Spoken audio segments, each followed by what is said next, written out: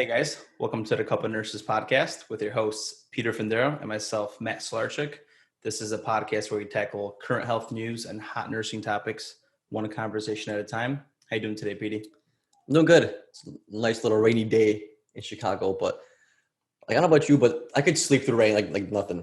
I had a hard time waking up. Really? And like thunder, rain, bad weather just makes me sleep, and that's like this is like perfect. But I gotta be awake. Yeah, keep your eyes open, man. Yeah. All right, guys. Well, today we have a special guest. Her name is ReyAnn Moya. She is an ER nurse with over 6 years of experience being a travel nurse, or not travel nurse, but an ER nurse, and she also has experience as a travel nurse. She's a travel junkie. Spends most of her time traveling internationally, and also enjoys going to concerts all across the globe. So how's it going, ReyAnn? I'm doing very well. I'm excited to be here with you guys. So thank you for having me again. I know I keep saying that, but I think it's cool to be here. And those that are listening on the podcast or those that are listening now, this is actually a live stream. So we're finally starting a live stream on top of the list of things that we wanted to do. So this is an awesome test. If you want to check out the live stream, we're going to start having like a calendar, like a schedule. It's going to be out on Facebook, Twitch, and YouTube. So all you got to do is just type in Cup of Nurses and we will pop up. So just give us a little bit of intro of like who you are, just like a little idea for those that have no idea who you are. Sure. So it's always one of those questions where you're like, how do I explain myself? But I'm originally from Santa Fe, New Mexico, not Mexico, in the United States, I promise. A lot of people think that like when they hear the word Mexico, I'm like, no, I'm from the United States. So from Santa Fe, New Mexico, really just kind of low-key area. I have most of my nursing career at the only level 1 trauma center here in New Mexico at the University of New Mexico Hospital, where I don't know, I feel like it really set me up for like success for my career. I never realized that, but like you said, I'm such a travel junkie. It's definitely what helps me keep like my work-life balance. And I'm back home in New Mexico right now for kind of just like a decompression after my last contract. I love literally anything outdoors. I'm like a raver, not like the typical raver, but like I love electronic music. So I kind of just let that lead me to wherever I want to go next. So I don't know. I have again, a love for like nursing, and that's why I'm doing this. I know we can talk about that a little bit more during the interview, but that's kind of me in a nutshell. Yeah, Matt and myself actually went to our first like quarantine drive-in festival. We saw I saw that. Green Velvet. Have you heard of Green Velvet before? Oh yeah, absolutely. I think I even like liked it on Matt's stories. I was like, oh my gosh, I hate you. Like right now, like I would die to just like be anywhere that has like live music like that right now. Yeah, it was fun. But for travel nursing, how much have you traveled? How much contract do you think you've done? Because you said you spent most of your time at the University of Texas or New Mexico. New Mexico. Mm-hmm. No, that's fine. Mm-hmm. And how much did you do? Did you do like a few years or a few contracts? So I've done 2. It's really funny. I've only done technically 2 contracts, but I've extended for both of those contracts. So most of my experience, I'm like not the typical travel nurse in that sense where I've actually gone outside of California for like 13 weeks. I've just extended. So I've only technically been in the Bay Area for a year. So it's really hard for me to speak to that sometimes because everyone's like, oh, you're not like a real travel nurse. I'm like, I just loved the places that I was and I thought it was like growing me in a certain way and I just stayed there. So that's my overall experience right now. So the Bay Area, number one, pays really well. They have their patient ratios and their breaks. And I was like, why would I want to leave here? Yeah, it's so clutch. When I first went to Oakland, like having a charger and a break nurse and you could just like go take a nap for half an hour. I was like, literally, I was like, what? I was like, holy shit, this is a thing. It feels wrong at first because I don't know like what kind of hospital. I mean, I think you kind of already touched on the hospital that you've been working at for the past 3 years, but like everywhere literally outside of California is this certain type of nursing that it's like the hustle culture of nursing. Yeah. It's like you literally just like grind until you can't, and then you keep grinding. Mm-hmm. So it's like, I don't know. And then when you go to California, you feel so guilty almost. Like I get a 30-minute break or like I get a 15-minute break or I'm not going to get 6 patients in it like all at the same time. Like it's foreign land, you know, it's like, this doesn't feel comfortable, but then you acclimate to that culture and you're like, this is actually, not that I think California is the golden standard by any means, but I'm like, this is like the golden standard of what nursing should be and why it would breed such a different culture of nursing across America, really. Yeah, I think UCLA Hospital, UCLA University Hospital, they have like the highest like retention rate. Yes, retention and highest like happiness on like the nursing scale. It's hard to get into, but I mean, I've never worked there. I haven't talked to anybody from there, but like the way it was in Oakland, if UCLA compares to it, then and if it's better, it's like holy shit. Like I can't even think of a better place to be at. I've talked to a few nurses because Santa Monica is right next to them, and they had the per diem nurses there, and they have absolutely loved it, man. They've created a culture that, just like you say, maybe potentially should be the gold standard for other hospitals. You figure it out. So I'm curious, what is the shift like for an ER nurse? This year, the first ER nurse that we interviewed, and I've worked ER as a nurse once, but I was as a resource. I floated to help out another hospital. I don't know how to do anything. Honestly, when they grab some labs off a little baby, I'm just like, Jesus, man, what do I do here? Damn. First of all, I'm going to preface it with I know that like this is part of it being an ER nurse, but pediatrics is not my jam. It's not, and they still scare the heck out of me. So like even with this new contract that I'm about to take, they're like 16% of our population is peds. So in my head, I'm like panicking. I'm like, oh my God. And then I like changed my perspective. I was like, what a good time to practice this skill in my career. So it's like, but to get back to your question, the ER is crazy. It is a crazy, everything you could think about it and more. It's a day-to-day shift is like you literally walk into work, you get handoff report from your whoever it is you're getting handoff from, and it's just like you literally hit the ground running. There's no like, here you could be getting, let's say you have 4 patients. One could be admitted overnight, or it could be some kind of observation. One could be a literal brand new ambulance that you're getting as you're coming onto shift. So the night nurse hasn't even done anything for that patient. So let's say that they're a whole sepsis workup. That takes some time. So that's your second patient. Then you have a little gramita that's trying to get out of bed and like super demented.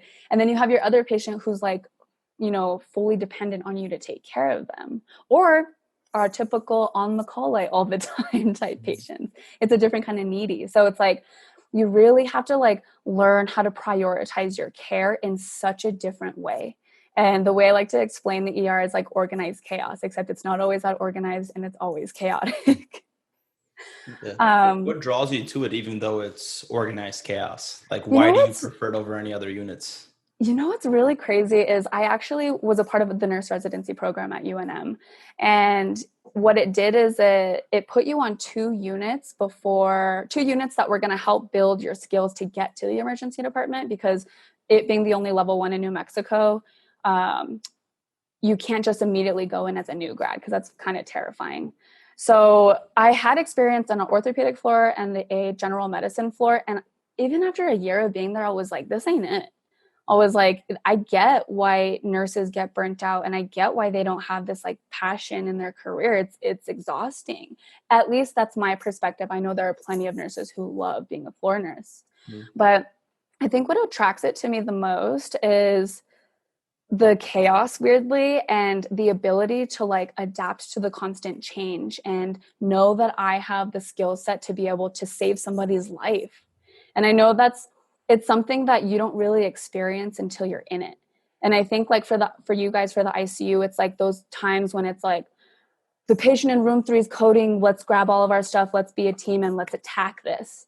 Because I feel like in the ICU, it's you and your patients for most of the shift.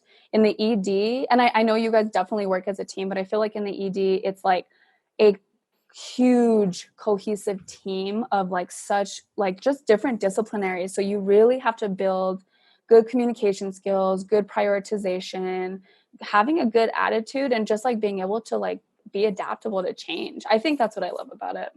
Yeah, we see like our fair share of like organized chaos, like you said, in the ICU. Matter of fact, like, I think my whole life is based on organized chaos. Right. The predictability stuff, because like through the ER, like you don't know what you're gonna get, and you're the first one to lay eyes on this patient. Right. The ICU, it's kind of a little bit easier to gauge what's going to happen. You do have like a critically ill patient. It is the ICU, but you can kind of gauge who is sicker than somebody else. Like, you know, you kind of know how Absolutely. your night's going to go based on like the huddle report. I'm not sure if you guys do like a nursing huddle before you start shift, but we usually do that Yes. on our unit. And, you know, we explain what happened during the day and who's kind of like to be watched more closely. And if you have that patient that happens to be having runs of VTAC, you know, and we tried lidocaine, we tried amio, and it's not working, it's kind of going to show you how your night's gonna go, because that person is probably going to go at some point to sustain VTAC or something like that. So you can kind of gauge who is a little more critical in the ICU compared to ER, where anybody could just like, you know, go to shit Crump. because you are the first one to lay eyes on them. I think that's like perfect that you explained it like that too, because think about your ICU patient is like, not always, but it's like this beautiful package that we're like giving to. It's like we stabilize them for the most part. They have lines, they have all the things that they may need. I know like ICU may think otherwise, but we do try our best to I was about to say, put the quotes up for the most part, you know. I think it's so dependent on like who the nurses are. I'm not going to lie. And I know that as an ER nurse, I'm like, yo, you guys, this is why ICU hates us, is because you're being lazy or like you're not whatever. But there are definite times where it's way too crazy to even care, not to be mean, but like to even care about the levos running through a 22 gauge in their wrist, but they were dead when they got here. That's all we could get. They're like this tiny of a human. How are we going to get it? You know, just like all these things. It's like, we're just trying to keep this person alive. Yeah. So there's so many different dynamics to it. And like you said, imagine taking care of that ICU patient, but being the first person that you see. So it's like a puzzle, really. You get all these symptoms, you get all these things that the patient can report to you. Not always. Let's say they come in and they're found down and out. You got to figure it out. Got to figure it out by all these signs and symptoms and sometimes you don't have anything to use the information. So you're just like blindly trying to figure it out sometimes. But I love that. I guess I'm just used to it. How is it working at a level 1 trauma? Because that just adds on to like the disaster, right? Or the chaos, I should say. Yeah. So being at a level 1 trauma center, that's my home. That's my baby. Like that's all I know. Right. So I think it's different. Like for other people who have never been to a level 1 trauma center, it's crazy. It's especially the only level 1 trauma center in New Mexico. We get everything. We get everything from the Native American reservations. We get even stuff from Arizona, Colorado, like places that don't have what they need for the patient's care, and they just transfer them to us on top of, 80 people waiting in line in triage to get triaged. It's to get triaged, not that are just sitting there. All the ambulances that are coming and all these things just really prepare you for the worst. And I think working at a level 1 trauma center has been so pivotal in my life and in my career, because it's just changed like my outlook on life. It's literally shaped me into like this. I hate to like gloat because I'm not like the most, like I don't have a bunch of like letters behind my name or whatever, but like I think I'm a good nurse. I think I'm a badass nurse. And I think working at a level 1 trauma center is so beneficial to really throw you into the fire and be like, handle it. Because literally, I mean, nursing school can teach you the knowledge, but it can't teach you the experience. So I think level 1 is like a good place if you know what you want in your nursing career. And even if you don't, it's a good place to kind of be like, this is the place where I can really shape how I want to be as a nurse. Yeah, it's really cool. Even though we haven't worked with you, but you seem like you'd be a very good nurse. But how do you think nursing or the ER has like shaped you? Like, for example, for myself, I value like taking care of myself more because I see all the effects of like heart failure can do, or poor dieting, lack of exercise. I see how that affects an individual, and I don't want to be in that patient's shoes at some point in my life. So how do you think nursing or just the ER has shaped you differently, or give you a different outlook? Absolutely. That's like an amazing question.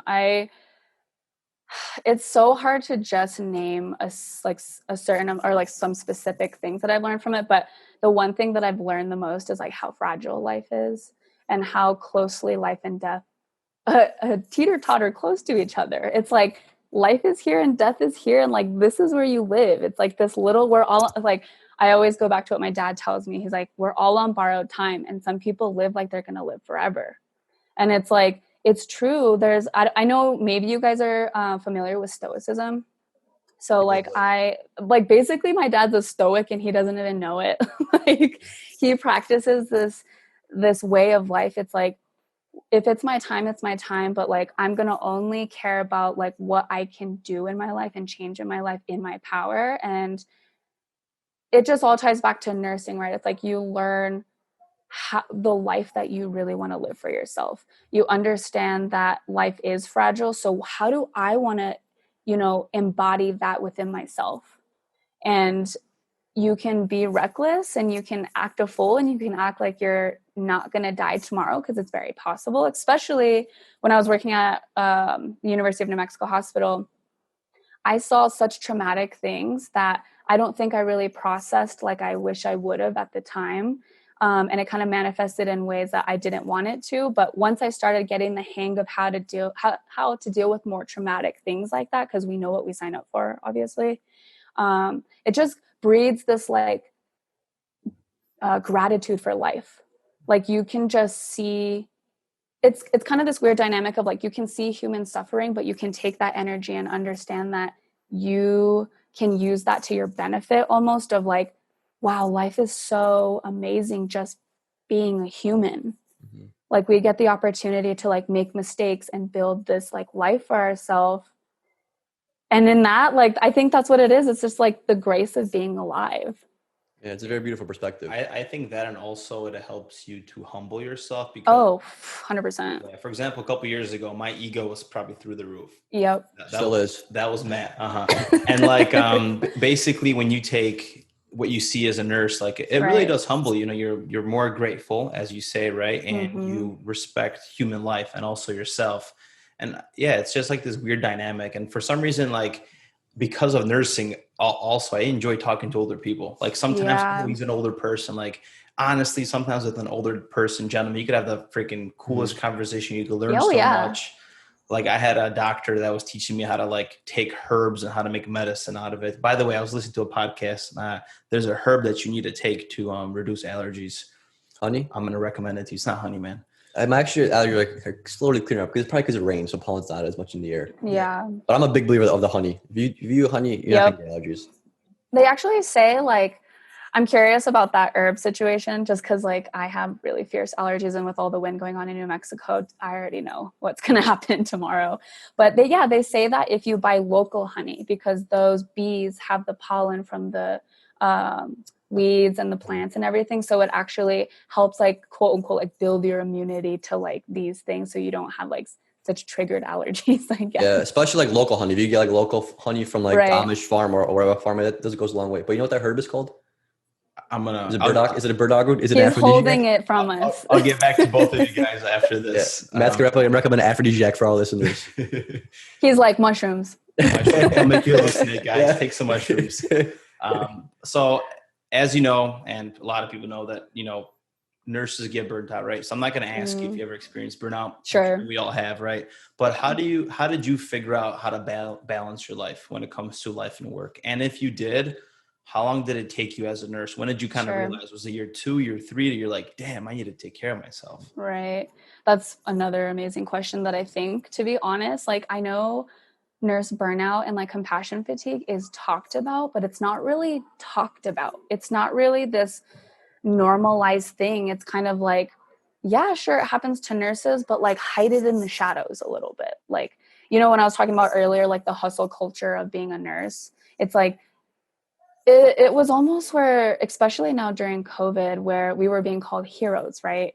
I think that triggered a lot of people, whether they realize it or not. It's like, we're not that. I get that the community, I get what it meant, right? Like, I get that we are heroes. We do a lot for people at the sacrifice of ourselves, obviously, most times. But it's like, that it doesn't leave room for you to be a human being. And I think that's what ties it into your question is, I've experienced burnout twice. And the first time I experienced burnout was about 1.5 years into my career, and just recently leaving my last contract. And it took me, I would say, there was the 1.5 years where I knew that I was burning out, but I actually didn't know what it was. I couldn't identify it because I just thought that that's what it was like to be a nurse. I thought that like you just had to give it all and then go home, and then your family and friends just like get the rest of whatever you are. which I think you don't notice those things about you. Like Peter, you were talking about your coworker who went from days or nights to days. When you're in it, you don't realize how shitty you feel until you do something about it, like going to day shift, and then you feel this like immense shift in your body, and it's like, have I been living in like this fog my entire life? And sometimes you have to like do a lot of self-reflection and ask yourself, like, what kind of life am I living right now? Yeah. And I think that again ties back to burnout. It's like the culture of nursing, whether it's talked about or not, is like bred to hustle hard and be a martyr for your patients. And it's so important to prevent burnout, because going into a profession like nursing, it's impossible to say that you're never going to burn out. And even if you don't have the classic symptoms of burnout or compassion fatigue, it's there. And I think it's important to identify like what's like important to you, and like how you just really have to know yourself.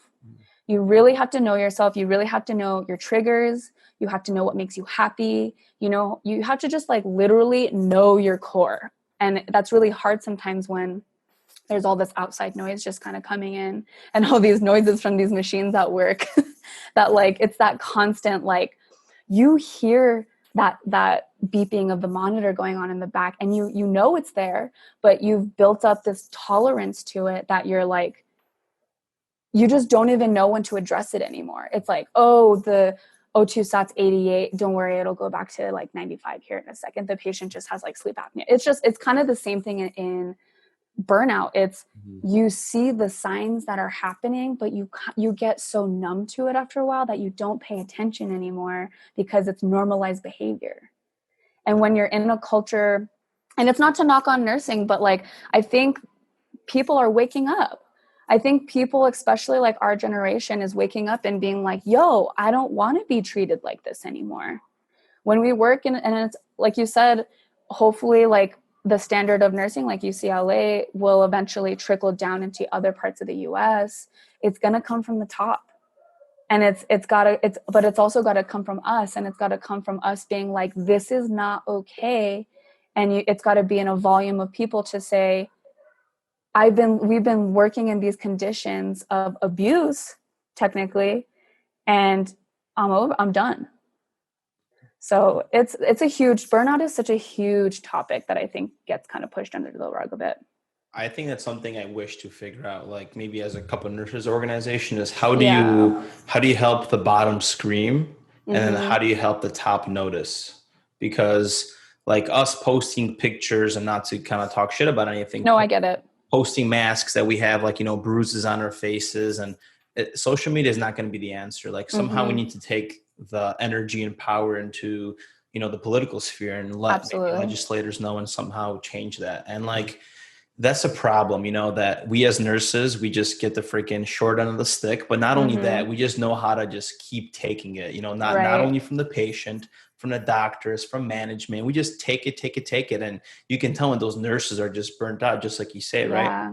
So how do we change that culture? I know there's a lot of different people on social media trying to change that, but like, it has to be figured out. I don't have a solution for it now, but I hope as we're growing and things like that, we get more traction. Like that's something that we're going to have to do. Yeah. I think like as nurses, like we're so selfless, and we deal directly with these patients, and we see how bad or how sick life can be.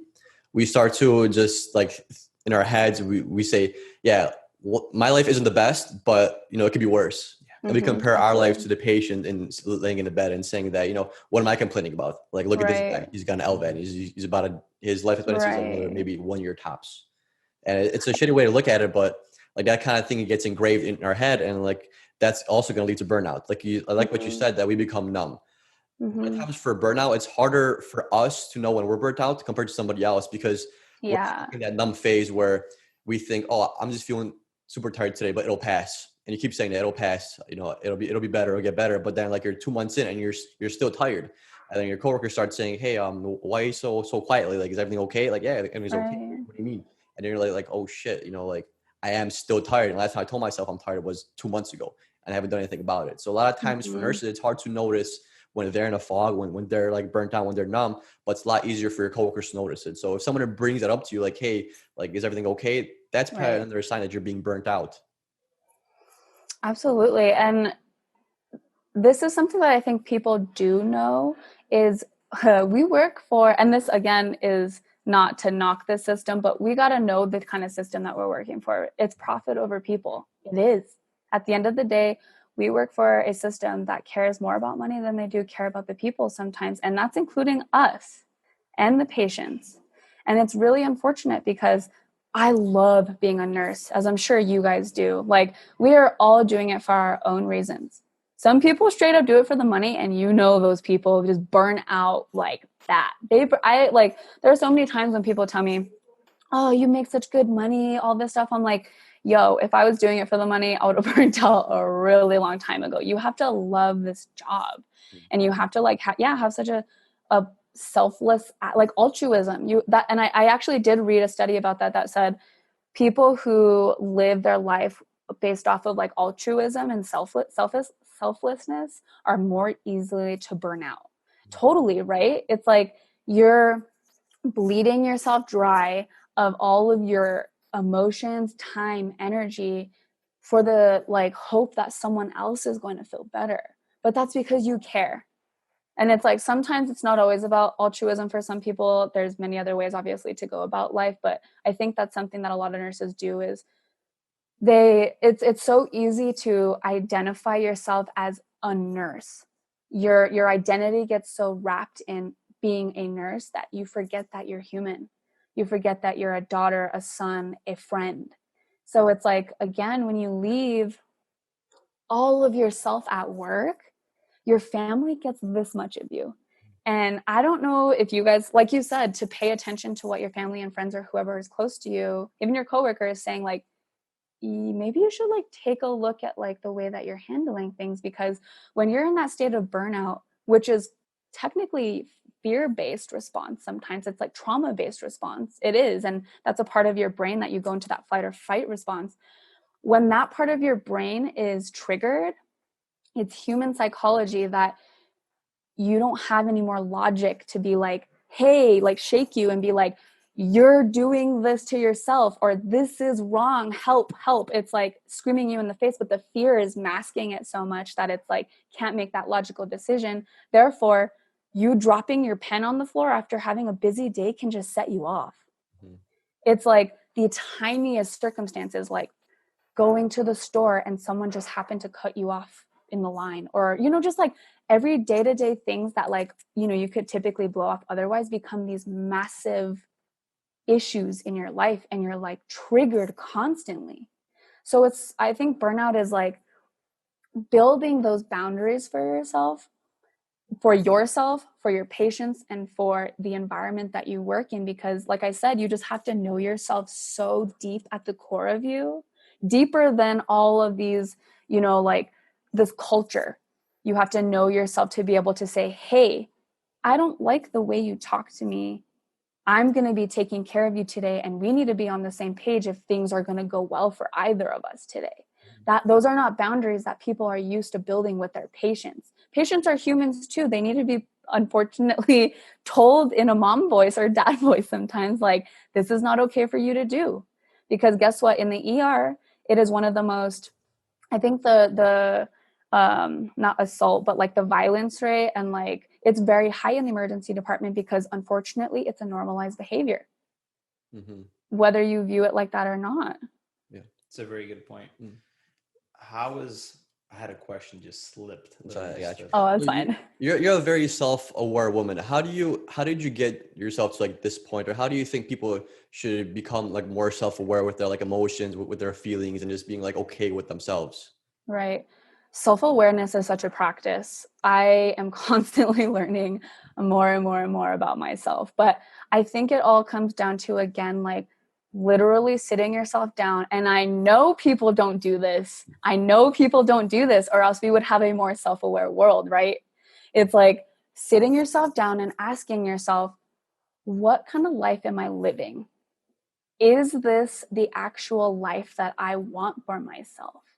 And then also giving yourself grace if it's not the life that you want for yourself, but not sitting in your comfort zone or sitting in your sadness. And it's easier said than done, right? But these are just like the logical ways. It's like understanding who you are as a person and going with where you think is appropriate for your life.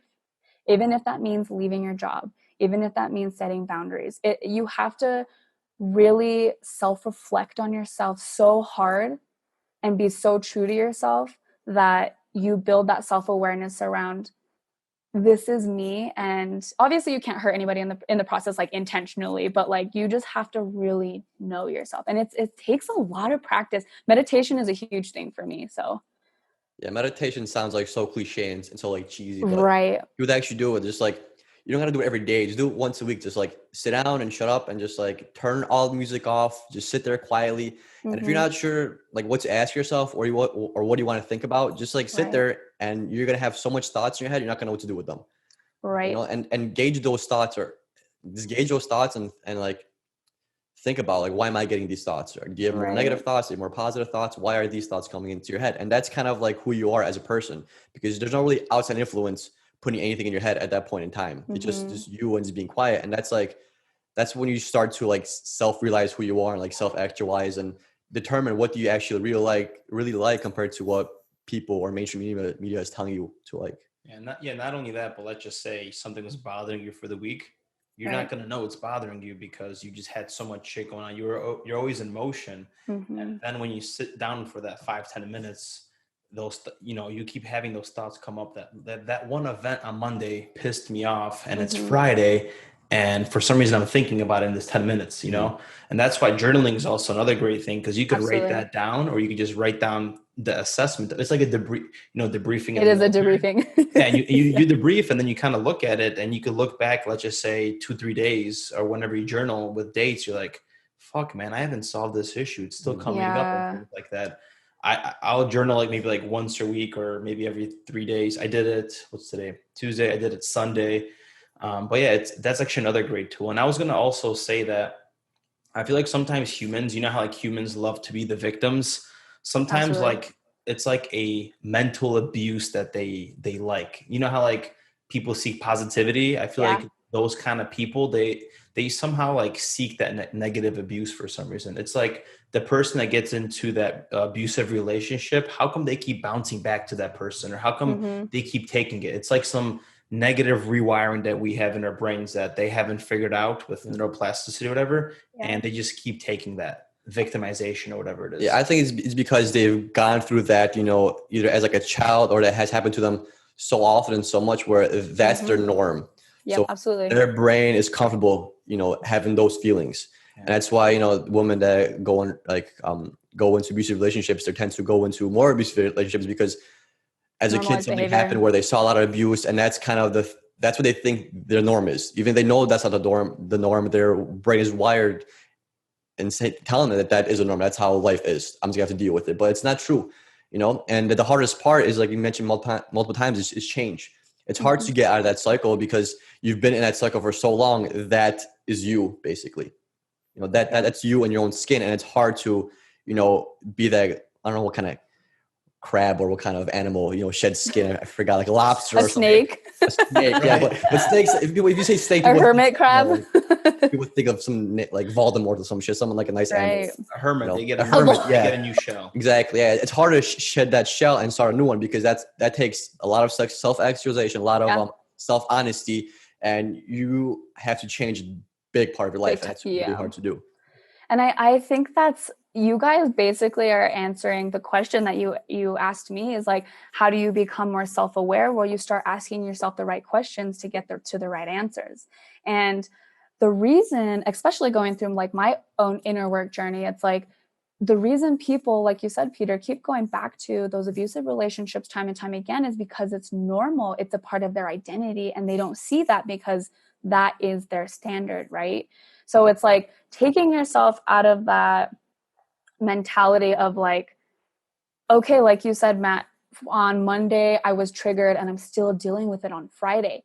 Every time, especially my mentor was telling me, like, every time you feel triggered, write down all of the things that you are feeling in that moment, every time you're triggered, so you can go back and see the patterns Because a lot of the times when we think about these things in our head, of course, there's a million thoughts a day going through our head, but there's a pattern underneath that.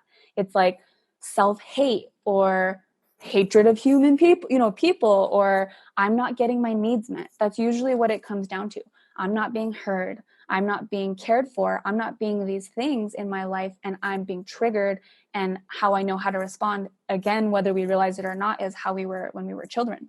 Mm-hmm. And it's like, what did we have to do when we were little to receive love and affection from our caregivers? Mm-hmm. Sometimes that meant being abused, and that's really scary, not for me personally, but just people in the world. Like, in order for you to receive love and attention from your caregiver, you had to act out, and then your parents spanked you or whatever. So now as an adult, you play this victim and you act out, and you expect this quote unquote reward.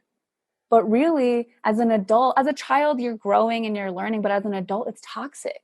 Mm-hmm.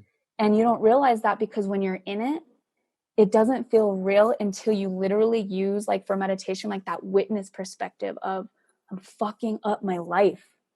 I need to do something.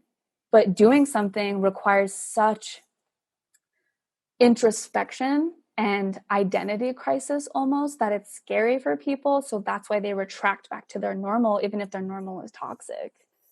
And that's what's messed up. Like, our society does not teach us that. Like, right. Self-awareness, real life skills are not being taught at all, man. Right. It's like education. And then, like, to add on to like this problem in our society is we also have these jobs. Nursing is different, right? I feel very fulfilled. I'm helping someone, right? We as humans, we thrive to help other people. Sometimes people don't have those jobs. You know, people are working a damn assembly line. People are working a 9 to 5 that they're just, I don't know, flipping a damn burger. All those jobs, right? There's no satisfaction from life doing those jobs. Mm-hmm. And then they can't afford hobbies or things that they want to do because they're living. Absolutely. So I'm all for having some robots, you know, automate all that shit. Or like AI. Neuralink, whatever, you know, like, let's just get some tasks in our society just taken care of, have some universal income, and let people enjoy themselves a little bit more, man. Like, we're just stuck in this bubble of negativity and the news, and I mean, I don't have a solution for everything, right? But I think that's a great start where, like, people should start taking time for themselves to figure out what they like doing. An example is my uncle. You know, he was very, very negative and just worked his job. He works at the meat factory, right? And he found a hobby. He likes liquor. He makes alcohol now. It's called Citronówka lemon shots. He makes, goes on YouTube. He looks up different stuff with, you know, raspberries and cherries, and he tests his liquor, and he doesn't get money for this, but it freaking de-stresses him. He comes from work and this is his little passion, little hobby that he has. And people need to find more of that. They need to lean into those things that they have fulfillment and some kind of satisfaction in life. Yeah, I watched a YouTube video recently about like mental breakdowns. Like, when you think about mental breakdown, there's like this negative cloud that's around, like, person breakdown mentally, they're going crazy. But a lot of people need like a mental breakdown. I feel like mental breakdown is like looking at Legos, and then the Legos fall apart, and what can you do with Legos? You could rebuild something. I feel like people need that. I don't want to say trauma, that kind of they do that kind of event where it's so emotional, so strong, so you could say aggressive, that they break apart. Like, they shatter to pieces emotionally, physically, and mentally, and then they're able to have a chance to rebuild themselves again, because they obviously don't want to be in that situation again. Maybe they'll realize why they had to make a mental breakdown and see that as like another door opening, you could say, and one closing from the past. Yes, definitely.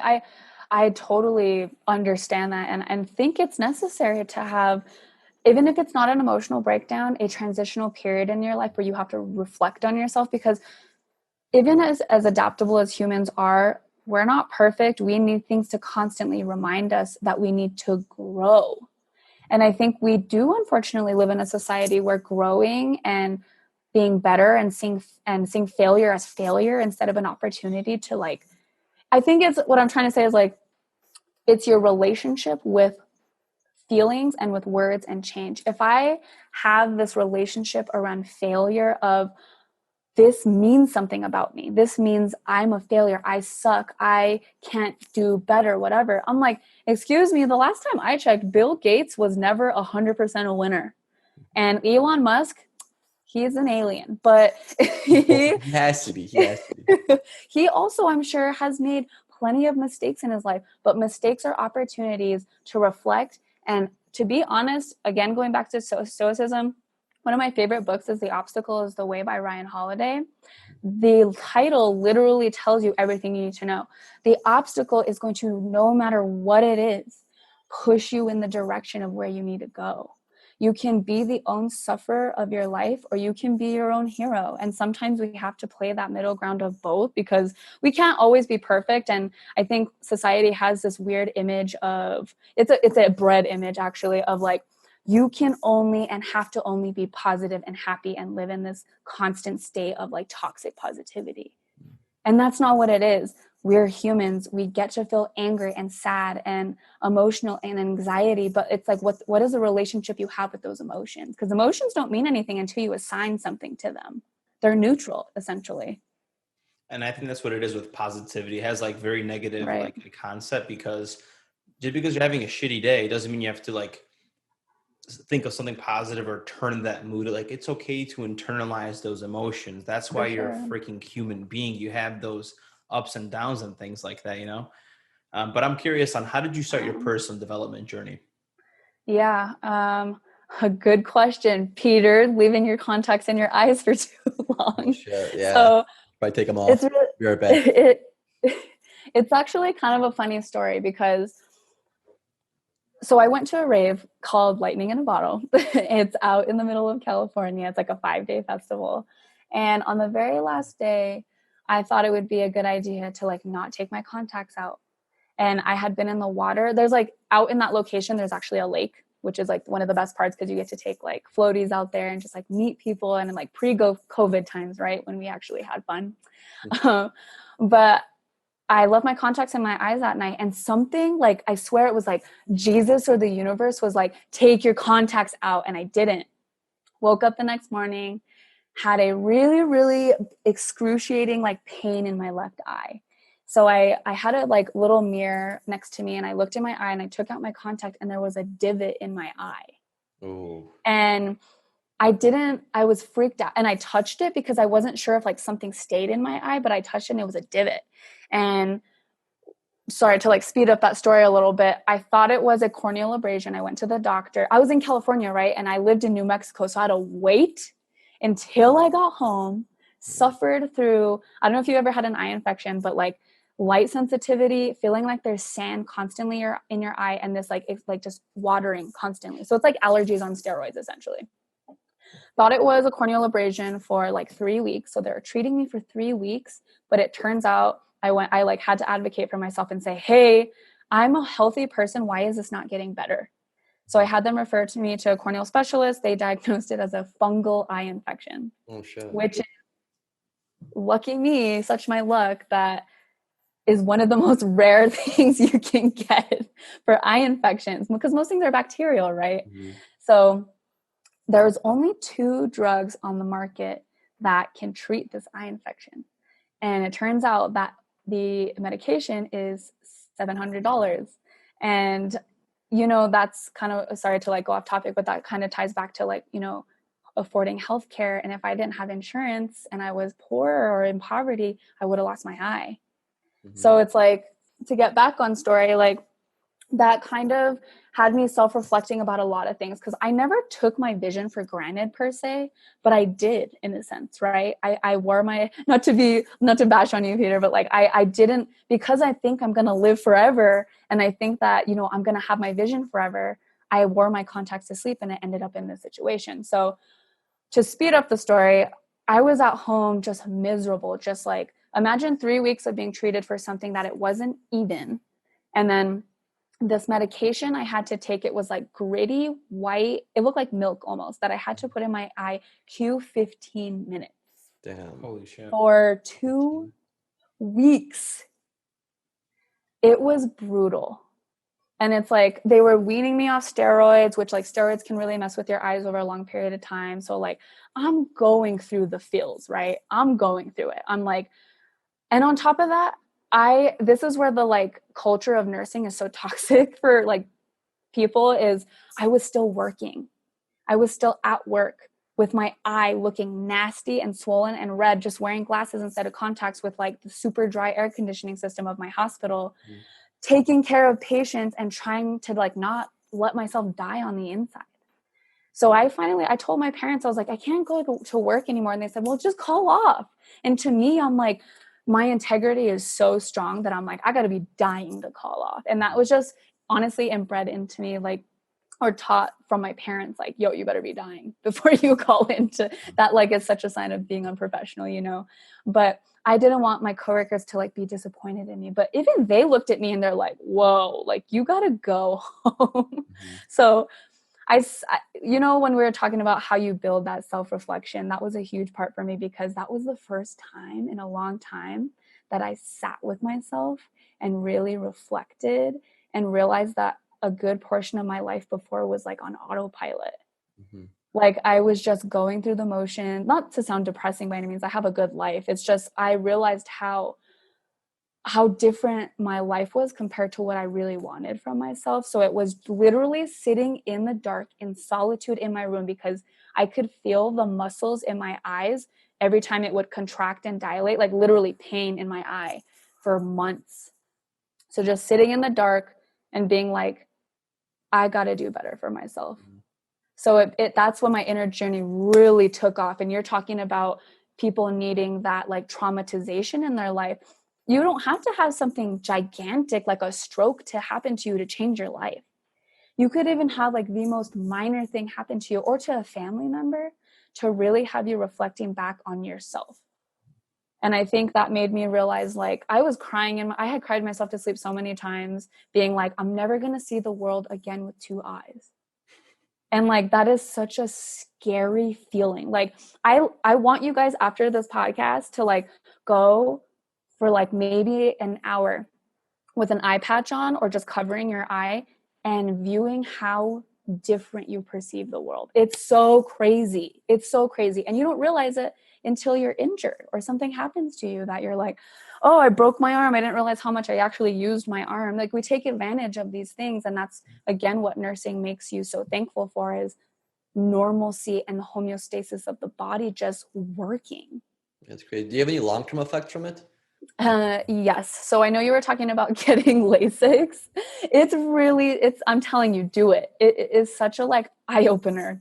But you gotta give me a link for the LASIK. Right. So I can't get LASIK anymore. You know, the irony of this was when I was coming back from that music festival, that next day I had a consultation for LASIK.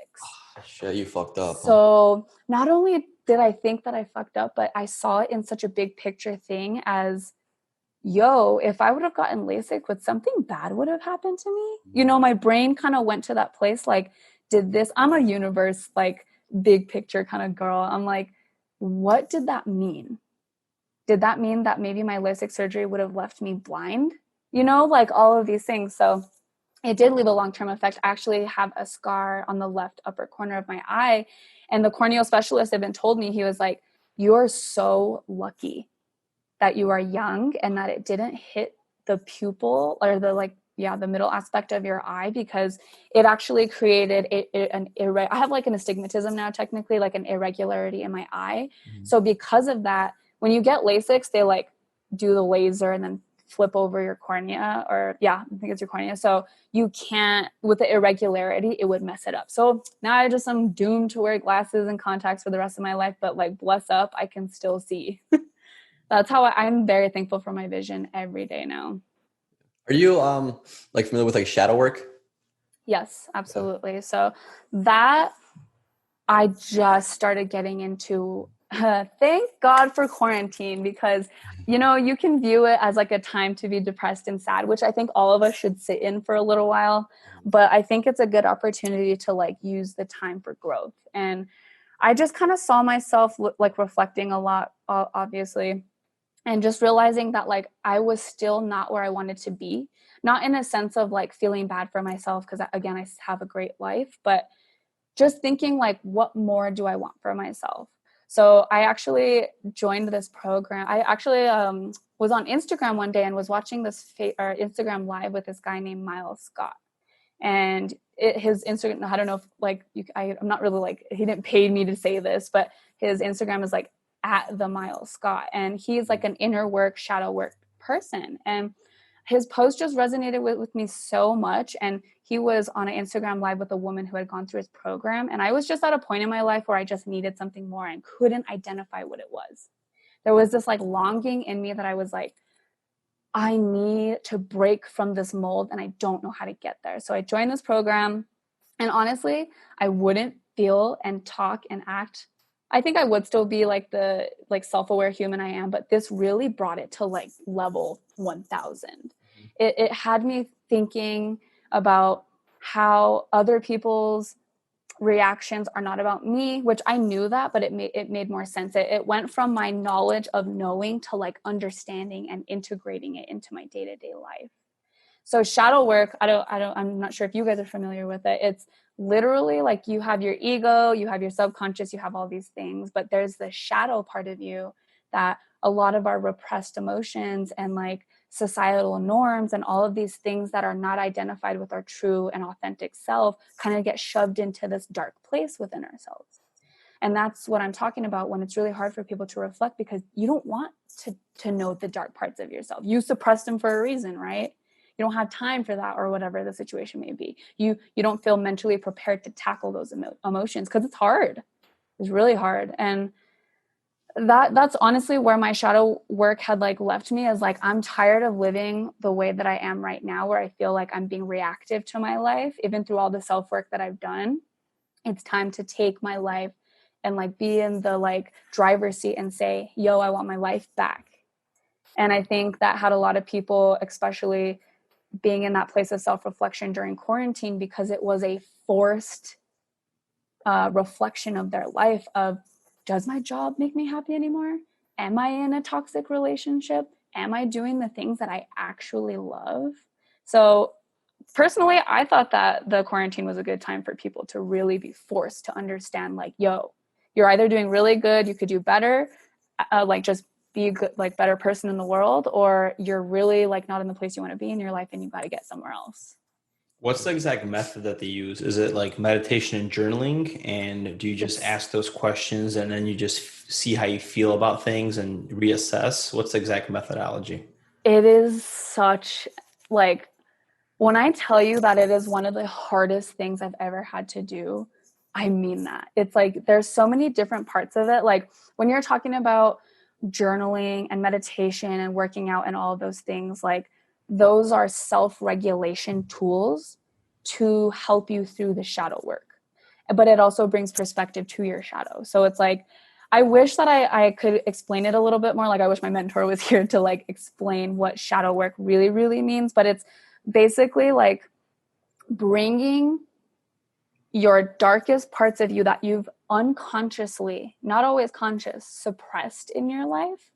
Like, let's say childhood trauma. That's huge, huge. And I think, like I mentioned before, a lot of us react as our childhood self because that was our normalizing way of getting love and affection. So that's actually where this program kind of starts, is realizing that we have these traumas in our life that have trapped these emotions in us, and that a lot of the things in our life are based off of these trapped emotions that we haven't identified as quote unquote traumas. You could have a big T, which is, you know, like a hurricane, or like abuse, like domestic violence. Those are big T's. Little T's are little traumas like bullying or not feeling accepted in society, things like that. Things that you think are normal, but really are pushing you away from like your most authentic self, creating these masks for yourself that help you quote unquote, like help you survive, to creating this identity of like, well, I want to fit in, so I have to get married at 30. I have to have kids at 30.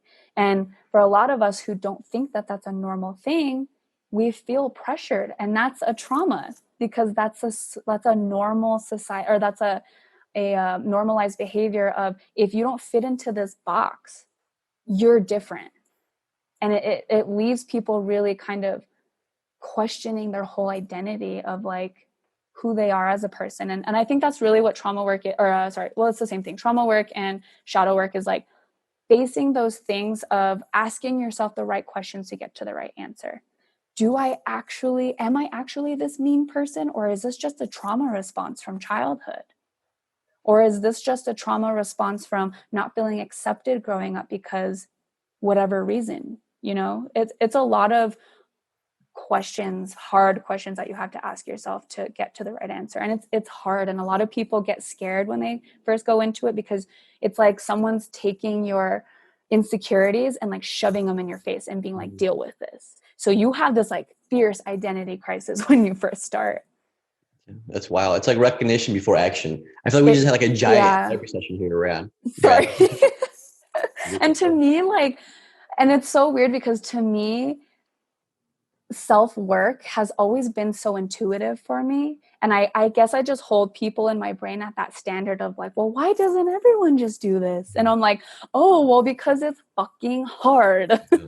Like I have lived a relatively easy life. I have very supportive parents. My career has been very streamlined, but like, doesn't mean I haven't had difficulties or a hard life or whatever. Like, I think that's where a lot of people get discouraged is, well, I haven't had a hard life or whatever, so I don't think I've had these traumas in my life. It's like, you don't realize what traumas are until you face them. And you realize that bullying in school, for me, that was a huge thing for me. I was bullied up until high school. And you don't realize how that affects you as an adult, because you always felt like you were never a part of something that everyone else was a part of. And it always, you're looking through, like my mentor says, like through these lenses of confirmation bias. I don't know if you guys are familiar with that term of, if I feel bad about myself, I'm constantly subconsciously looking for things that validate those feelings about me. It's very like deep. I hate to, it's just very like, you have to go to that place of such darkness in yourself. Not that I'm like this super dark person, but like parts of ourselves we don't want to meet.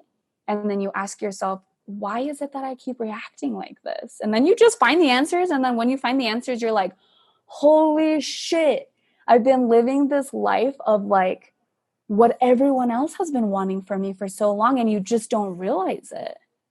So it's pretty amazing, and it's scary. It's crazy, because when I was younger, or I was doing shadow work without even realizing it. Right, yeah. It came to me not being a sensitive person, but I took things personally a lot. And I always thought that people are reacting to something that I'm doing wrong, or vice versa. And I didn't realize it until I started taking myself in that third perspective, or just start thinking like, you know what, you didn't do anything. But sometimes we always point fingers on ourselves, just like we are our own worst critic. We always like attack ourselves in every situation. And like the people that say sorry about everything, that shit bothers the hell out of me. I pointed out right away, and somebody, stop saying sorry, you didn't do anything, because we're always like we take everything personally, man. It's like, that was, I feel like, a part of me that I've realized so much, and that helped me to start like becoming super self-aware when I stopped taking things so personally, and realizing that like, hey, people are reacting to you because they have their own issues in life, and you didn't do absolutely nothing wrong. Right. Beautiful. And that is beautiful. And like, I think that's so amazing that like you had such introspection at a young age. Like, that's not and to you, that's normalized is what, right? Like to you, you're like, oh yeah, that was just a part of me that like figured that out. For a lot of people, that's not normal. Like, that's not something that people are like when you're traumatized, like big T's, like when you're traumatized at a young age, you are forced to grow up quick, and you are and you remember a lot of your younger childhood. Like me, I remember some parts, and like people have to like bring things up to me to be like, oh yeah, I remember that. And I think it just comes back to like, you figure things out everyone figures out things in their life in a different way. What works for me may not work for you, Matt, or may not work for you, Peter, but like we all get to that place in our life, but it takes action. and it takes the initiative. And yeah, when you stop taking things personally, that launches you so far, because you break these molds of like, I just have to be me. I just have to be me, and I will attract what is true to me no matter what. Because when you try to be somebody else, then you attract these things into your life that you're like, this is not who I am. So it's like, to have that perspective is amazing. And I think you should give yourself a lot of credit for that. Peter, pat me on the back. Okay. Came a long way, man. Came a long way, man. So it's like, it's interesting. Like, what, you know how like that movie, The Matrix, like what is the Which one? Matrix? Right. Well, to start with the first one, you know, Good. Which one? Is the Matrix like the preconditioning that we had in society that forced us to always take things personally? Because maybe there's people that are dealing with the same damn issue. We're not realizing until we take ourselves out. You know, are we unplugged from the Matrix? You know, just like negativity. Geez, man, I'm watching Deep Space on Gaia, so I don't want to go into a tangent here. About shit I about love aliens. stuff like this. I'm into whatever you want to talk about. Okay, so fuck. Let's get the cliff notes, okay? Down the rabbit hole we go. Yeah, down the rabbit hole we go. And we're not even talking about traveling or anything else, but it's cool. And that's what's so cool about this show is we just free flow and as it is. So you know how the Matrix, there's this AI that's using humans as energy. Right. Well, they were talking about in Deep Space that maybe supposedly there are beings on this planet, and they're using, because we're starting to figure out anti-gravity, and supposedly the Germans already knew about it. If there's anti-gravity, and you know, look at water, for example, there's this water method. If you are angry or if you're positive, the water structure on a molecular level changes, correct? Just like a snowflake. 100%. I never tried it. I don't know. Okay. It's on YouTube. And I'll show you. So basically, if water is able to feel our emotions, and it's technically conscious in a way, right? Because everything's technically has its own conscious. Yeah. So could it be due to like the heat and the cold you experience with your emotions? I think it's just energy. It's energy, man. It's energy. It's energy you're releasing. Technically, heat and energy are the same thing. That's I agree. So if we're in this matrix that we're conditioned to take things personally, right? What if the matrix is really, because what if there's beings on this planet that are able to use energy, negative or positive, right? They have a way of extracting it somehow. So if that's happening, then the goal is to just keep people in a negative bubble, because that's their energy, that's their source of energy, which is that fuel for them. Interesting. So what if that's the matrix? It's just us being in this negative bubble of just fear, negativity. There's always shit happening. Oh my God, protest now, this, that. It's just like constant negativity. Where's that energy going, man? Yeah, because you think about it, like you said, there's constant like fear, and what drives people the most is literally fear, right? And then it's so much easier to think about negative things than positives. Like you could recall somebody that hurt you, like that, over somebody that made you happy, right? And if we're it doesn't make sense if someone's feeding off this energy. This has been instilled in us for such a long time. Like we are gonna be negative. We are gonna be fearful over anything, right? It's like a learned behavior, and we've been learning it for this long. Especially with news, like it's all negative. It's all negative. If it's not negative, it doesn't attract any kind of attention. Nobody. And the thing is, like, the thing with people, a lot of times I notice is they don't like to see other people happy. Right. It makes them seem smaller than they actually are. And that's kind of what's fucked up about society, is like people do not want to see people succeed. It's like, if I'm not succeeding, nobody else is. And it's pretty messed up. Like, I don't know what else to explain. And that's another thing. Like, you know how you guys said that nursing helps you to like maybe appreciate a little bit more, and maybe you're not as fearful. But on the other side of the spectrum, people know how fragile life is, yet they're fearful about everything. Like, hey, don't go out for that. Car is gonna hit you. And like, dude, they're living in a constant fear. Well, how are you gonna live your best life if you're always in this bubble of, you're always thinking about the worst thing that could possibly happen for every little event that you do? You're gonna sit your ass at home and do nothing, right? It's not a good way to live life. It's not. And I think that's like important to touch on too, is even through all the questions that you guys have asked me earlier, like how to prevent nurse burnout or how to deal with it, and like how to know self-awareness and all these things. Like it's literally building a balance in your life, and that's subjective. That's so subjective to each person, but it's building this. My dad literally just said yesterday that he wanted to buy a motorcycle. Do you know where my brain went? I went, Dad, and especially in New Mexico, it's not mandatory to wear helmets. I know he would, but still. I'm like, Dad, do not buy a motorcycle. Are you kidding me? Like in my head, I immediately, not it got triggered, but I was like, I can envision, I'm such a visual person. Like I saw my patients that have just been mauled by bikes and streets. And like, it's not that they're being reckless on their bike all the time. It's that other people don't see you. And I'm like, Dad, I really would like you to live for a good portion of my life. Like, please don't buy a motorcycle, you know? So it's that balance between living your best life, consciously aware of the dangers. And it's like, now I think after like 25, I have these like rationalized fears of like, if I jump off of this ledge into water, I could potentially break my legs and I could not work. And then it goes to this whole thing like not working equals no money equals sadness and, you know, all these things. And it's like, you just have to do what's right for you. And I know some people, you're going to offend people along the way. People are going to question you. People are going to judge you, whatever. Yo, do what you got to do to live your life. Again, with the respect of other human beings in life, but you just have to create that balance for yourself. Yeah, not to entice your dad to get a motorcycle, but I have a bike, and then driving a bike is like one of like the most, especially if you like control, like it's like the Right. most controlling things you could do. Like you're in full control of that bike. Like everything you do is based off you. Feel it. And if your dad gets a bike, I'm down to cruise with him one day in New Mexico. Oh my God.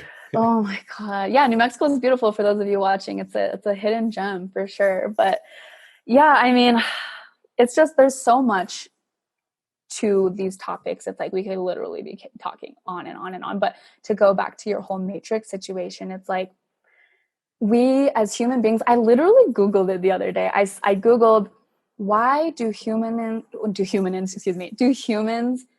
think so negatively all the time? I just wanted to know what was going to pop up on the internet. And I'm like, why do human brains just immediately go to negative? And it said, it's human psychology that in the caveman days, in order to survive, your fight or flight responses have to kick on. Mm-hmm. And essentially, not everyone's going to fight. They're going to fight, or vice versa, or flee, or freeze. So some people's trauma responses have a lot to do with that. And it just literally goes back to your primal phase of people live in fear because, like we talked about earlier, that amygdala response comes on. And when you're in fear, there's no logic. It's just a thing in your brain. There's no way to get around it unless you can self-regulate yourself to come down from that fear. So I know myself enough to where I see enough at work. I don't need to watch the news. I don't. And if it's ignorant for me to do that, and whatever, I just have to keep my peace. I will stay up to date on what I need to stay up to date on, but I have to create that inner peace for myself for me not to be triggered. We unfortunately live in a time where someone is running the United States and use fear-provoking information to manipulate the humans in this world. He's very intelligent, whether anyone wants to admit that or not, because he uses that power to control his followers and to the people in society because he knows fear-provoking information works. It puts you in that flight or fight response where you don't use the logic in your brain and you go based off of safety. And sometimes safety is, you know, understanding what is important to you. And if someone uses the word like something's going to be taken from you and your logical part of your brain is not working anymore, you fight for what you want, or you freeze, or whatever the situation may be, whatever is your trauma response, or whatever is your appropriate response. But there are people in the world that can like self-regulate, break apart the information and say, that doesn't really make sense. And then you kind of just go down that path of, you know, just kind of what makes sense to you. Yeah, we all need tinfoil hats, guys. That's the answer. Hell yeah. ReyAnn, this is probably one of my like favorite episodes so far. Like I like that we like combine like science and like psychology, because like science is seen as like so like objective, and then psychology is so subjective. Right. And I enjoy science and psychology like probably most out of any other subjects. Agreed. If not one of my favorite conversations, if not my favorite conversation so far. In this episode, we're like 76. 78. 78, damn. Nice. Might be 79. Who knows, man? Wow. There's so but I had a question. Like, I know like on your Instagram, you travel a lot. So like, where's like your next location and why do you love traveling so much and things like that? Yeah, so I don't actually think we touched on that for the nurse burnout, but that was my balance is I realized after a year and a half when I was experiencing my burnout, I literally, you know, those moments you read in books or TVs or whatever, YouTube, where it's like, I woke up one day and I just had this epiphany type deal. I literally woke up and I was like, there's got to be more to life than just waking up and working and going to the gym and doing the same thing over and over again. Like there's a difference between routine and just being in your comfort zone where like you can't grow anymore. And I realized like I got to do what also makes me happy. And even though nursing was very fulfilling and is still very fulfilling for me, I needed that outlet to be more of myself. So travel really, like you're talking about nursing, teaching you things, travel taught me things that I don't think you could ever learn anywhere else. And if you do, it's going to take time to learn those things. Like I learned about humanity, aside from nursing, of course. It's a different type. You're not seeing human suffering as much, you know? It's like I learned about humanity. I learned how to communicate differently. I learned how to understand culture, understand different people. Like right now, people are living in other countries in like poverty, and that's their normal. And that's so eye-opening when you come from America, where everything is instant gratification. You want an answer, boom, you can look it up online. Versus when you're in poverty, you don't have those access to things. So for me, travel is my way to quote unquote escape. Like I'm not trying to escape my life, but it's a time for me to refresh and a time for me to see things from a different perspective that I wouldn't otherwise be able to see on my day-to-day basis. Because again, it's like normalized behavior. Humans are so adaptable. You just like COVID is a good example. We have all grown normal to wearing masks now. We're just so adaptable and it's kind of amazing. But travel to me, especially like I think I kind of explained a little bit. Growing up, I kind of felt like the black sheep of a lot of things and like not really fit into like specific groups or whatever. But when I found travel, I literally clicked instantly with these type of people that just love and thrive off of the experience of travel. And I think it speaks very much to travel nursing as well, is travel nursing is such a unique career. It's literally not like anything else. Every 13 weeks, you are thrown into the absolute unknown. New place, new hospital, new people, new coworkers, new patient population, literally everything new.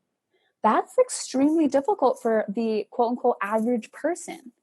And it's like, it takes a certain amount of resilience. And I think it's hard in the beginning to connect with people, but then you find that travel nursing community and you're like, holy shit, these are my people. You know, you're like, you don't feel so different anymore. And I think that's what's so great about travel is it brings together like-minded people, but they're also so diverse and so different. And that is so beautiful. Like I'm like such a like deep, compassionate, like I love life and I love like human beings that's why I think I'm attracted to travel and to raves and to all these things that breed community, because I just love seeing human connection and love. And you know, just like you said, people hate seeing other people grow. I love that shit. I eat that shit up. I'm like, even if I'm not in a good place in my life and my friends are in a way better place than me, I don't need to compare myself because they would do the same thing for me. They would be rooting for me even if they were in a bad place in their life. You have to build that community within your life to like know that you have those people behind you. So I think that's what travel has done for me. It's built such a huge community of like love and support. Insert Gary Vaynerchuk here. Mr. Vaynerchuk. And that's what travel nursing is cool. You get to experience not only that, but yeah, community, travel. You learn so much about yourself. Like when I went alone for 7 months, yeah, you have that phase of loneliness, but then you kind of learn how to date yourself. And that's amazing, you know. And not only that, but to wrap up the whole burnout thing, if you're a traveler placed in, you know, that unit, you're able to see burnout. You see it right away amongst people, or that nurse that comes in and starts complaining. Like it's so visible. And you could talk to somebody like, yeah, you guys are experiencing burnout, but that whole unit doesn't, you know. It's awesome. And I'm excited to start travel nursing again. Cause I've been I haven't worked for 2 months or almost 3 months coming up. So I'm like, fuck, man, I'm ready to go get a patient. Life is good. Yeah, you say that now, and I 2 weeks know. in, you're like, damn, this grandma's pissing me off, dude. I'm about to get Bless up. I feel that. I will be out of work for 2 months before this next contract starts, but I'm like itching to like start an IV. I'm like, I miss people. Like in that sense, you know, that was even when COVID first hit, I didn't really feel the effects of it too much because we were constantly at work dealing with people. So you still get that like inner connection. I know, Matt, you had talked before about talking to your patients and really getting to know them. It's like, God, that's one of my favorite parts about nursing. ER doesn't breed that too much, only because you really don't have time sometimes to sit with your patients. But when you do, you learn that like the people who suffer the most, not always, they teach you the most about yourself.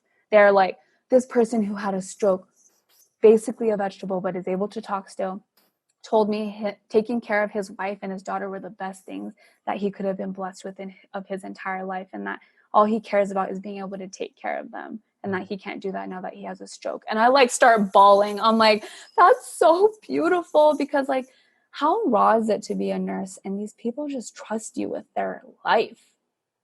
Like they trust you so deeply. Like I've had patients literally, I'm like working my ass off all day, and there's a moment when and I think nurses live for these moments, where a patient was like, don't worry, I trust you.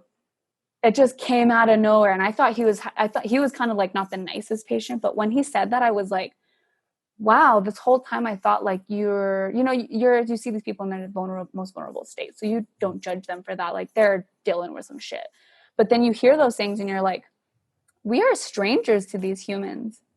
And they trust us so much with themselves that like they will blindly kind of let us lead them, which is scary sometimes, but also amazing. Because you can really like, that's where you can insert your wanting to be the better person in the world. Yeah. Rand, you have a very valuable perspective on like life and on the world and like on work. Where can people find you at if they want to follow you?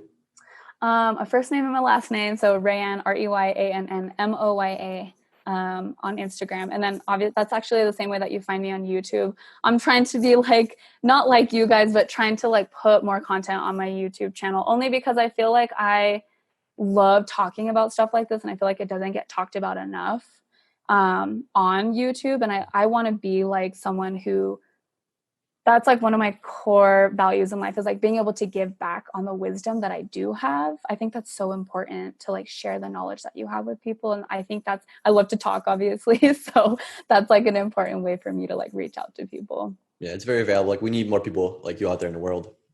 We need more people like you guys out in the world. Thank you for literally, I know you guys see it as like I'm sure you get plenty of like gratitude and like happiness from what you do, but really appreciate like, someone could literally be listening to one of your podcasts and it be very life-changing. You don't realize how tiny, even though these actions are not tiny, like how one thing you said could have literally set someone off on such a good part of their life. So like keep doing what you guys are doing. I think it's great. Awesome. Thank you so much. We'll see you next time. Yeah, you can let us know whoever bullied you, and then we could find where they live. Matt does jujitsu. So, hey, it shaped me into the person I am today, so I'm still grateful. Awesome. We'll take care of it. Have a great one. All right. Take care. Bye. Bye.